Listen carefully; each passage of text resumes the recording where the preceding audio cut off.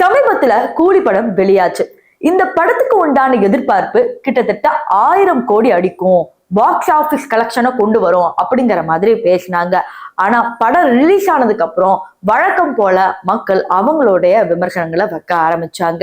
இதையும் தாண்டி லோகேஷ் கனகராஜ் மேல கொஞ்சம் கொஞ்சமா நம்பிக்கை குறைஞ்சிட்டு வருது மக்களுக்கு அப்படிங்கிறது தான் உண்மை.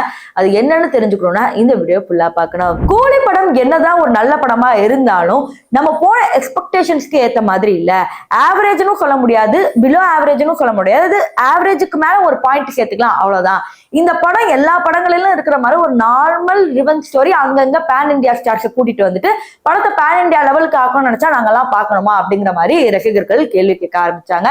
இதெல்லாம் ஒரு பக்கம் இருக்கும் போது லோகேஷ் கனகராஜ் மேல என்ன விமர்சனம் வச்சாங்கன்னா, நீங்க எடுத்த கைதி, மாஸ்டரு, அதுக்கப்புறம் வந்த பல படங்கள் நல்லா இருந்தது, விக்ரம் அதை விட சூப்பரா இருந்துச்சு, யாராலையும் மாற்ற முடியாது.